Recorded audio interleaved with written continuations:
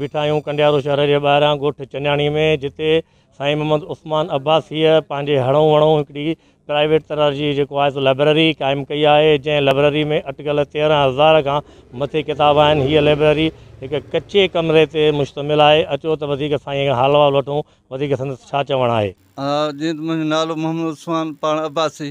बुनियादी तरह किताबी शौक़ु मूंखे अख़बार बुनियादी पढ़ण सां ऐं उन सां गॾु गुलफुल रसालो, गुलनि जहिड़ा ॿाड़ा कराची मां निकिरंदो हो। बुनियादी टे मूंखे मथे आणण में किरदारु शयुनि अदा कयो। हिकिड़ो अख़बार, गुलनि जहिड़ा ॿाड़ा ऐं गुलफुल।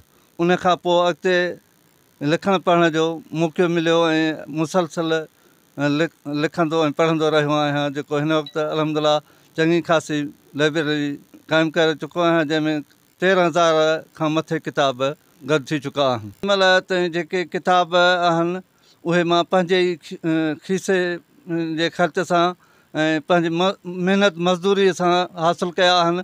कंहिं बि NGOs जो, कंहिं वॾेरे जो, कंहिं बि सरकारी कारंदे जो को बि सहकार न रहियो आहे। पंहिंजे ई शौक़ु तहत, पंहिंजे ई जज़्बे जुनून तहत महिनत मज़दूरी करे हीअ एतिरो अलहमदिल्ला तइदाद थी चुको आहे। ऐं हीअ जेका जॻह आहे, पहिरियां उस्ताद मौलाना मोहम्मद क़ासिम सुमरो साहब वारनि जे तरफ़ां मिलियल ही कुझु सालनि जे लाइ।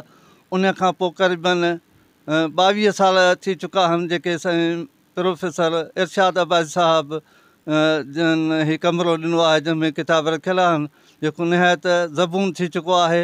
हिन वक़्त ताईं हिते जेके बि किताब शौक़ीन आहिनि, पोइ उहे ख़्वाह असांजे साहिती एरिया जा, कंडियार जे हद जा, नौशहर जा हुजनि, या कराची यूनिवर्सिटी जा हुजनि, ख़ैरपुर यूनिवर्सिटी जा, सिंध यूनिवर्सिटी जा, टंडोजाम यूनिवर्सिटी जा स्कॉलर, लाड़काणे जे कैंपस जा हुजनि, वेंदे VC साहिबान बि हिते पंहिंजे इस्तिफ़ादे जे लाइ MPhil PhD जे सिलसिले जा पंहिंजे मक़ालनि लिखण जे सिलसिले में ईंदा रहंदा आहिनि।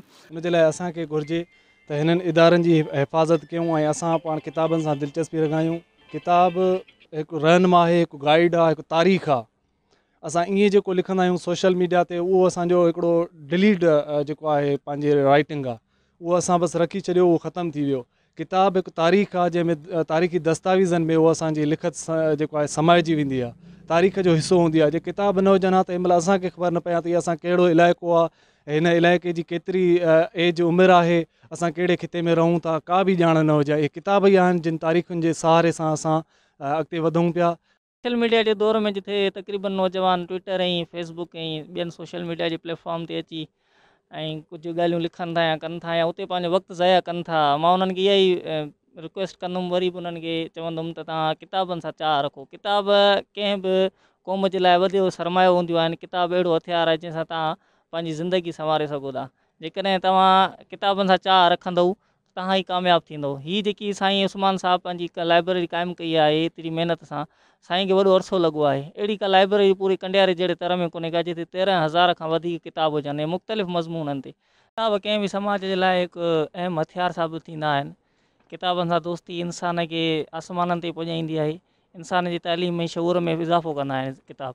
असांजा नौजवान जेके बि मूंखे ॾिसी रहिया आहिनि, मां हिन टाइम न्यूज़ जे ज़रिए सभिनी खे पैगाम ॾियां थो त किताब सां दोस्ती रखो। हीअ जेकी लाइब्रेरी साईं उस्मान साहब पंहिंजे महिनत मुशक़त सां हिते क़ाइमु कई आहे, तव्हांजे आसपास जा जेके बि नौजवान आहिनि उहे अचनि हिते लाइब्रेरी मां फ़ाइदो वठनि। मुंहिंजो अचणु हिते पंधु करणु, हिन लाइब्रेरी मां हिकु लाभ हासिलु करणु हुयो ऐं किताबी दुनिया सां वाबस्तगी हुअण जे करे, ऐं जेको मुंहिंजो टॉपिक ऐं सब्जेक्ट जीअं मां MPhil कई आहे, उन जे हिसाब सां बार बार साईं जिन लाइब्रेरी मां इफ़ादो कंदो रहियो आहियां।